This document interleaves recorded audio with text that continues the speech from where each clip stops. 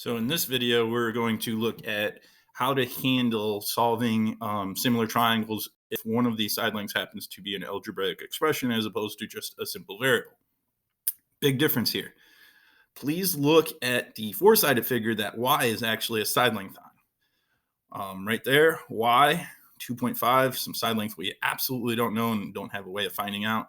And 4.5 forms a trapezoid. Y is not the measurement of an entire side length of a triangle. So when we go to write our proportions, which we talked about in the 8.4 proportionality theorems video 1 that I've already posted, go back and look at it if you haven't already.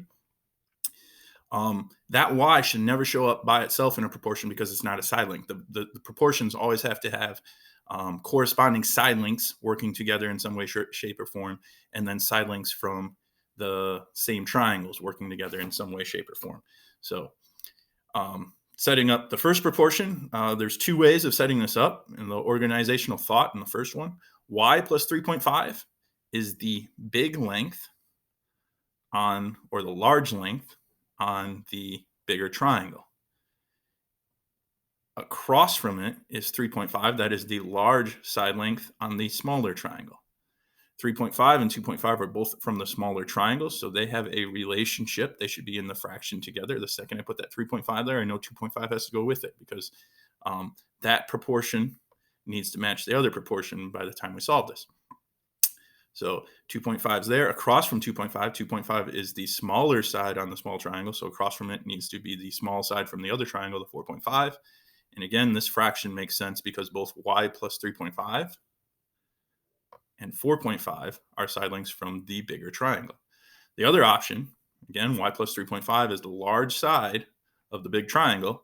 I can put the corresponding side from the big triangle, the y and 3.5. They can both go in the numerator together because they're both from the big triangle. The second I put the 4.5 there, now 2.5 has to go underneath. Why? Because 4.5 and 2.5, those are the corresponding smaller side lengths. And then across from the 2.5 in the denominator is the 3.5 because both 2.5 and 3.5 come from the smaller triangle.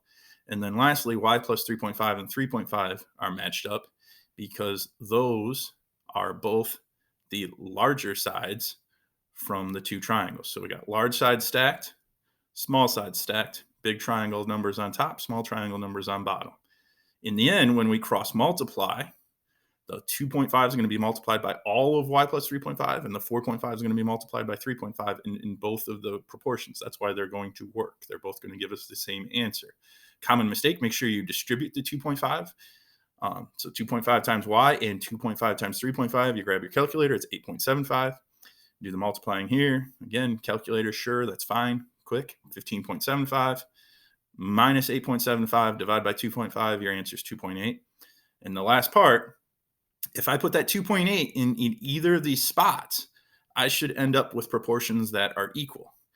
And when I put the 2.8 back into the right expression, I'm going to end up with 1.8 on both sides after I simplify them. You can take and throw the 2.8 in the other proportion as well, and you should come up with the same thing. And I'll do that real quick on the calculator just to prove that I'm correct. 3.5 divided by 2.5 is going to give me 1.4. And then 2.8 plus 3.5, 6.3 divided by 4.5 is also going to give me 1.4. So I know that I ended up doing things correct because I plugged it back in and checked, and I have proportions that are equal ratios on both sides. Hopefully this helps. Please do your best to write out some proportions, cross multiply and divide, and much of this chapter can become quite simple.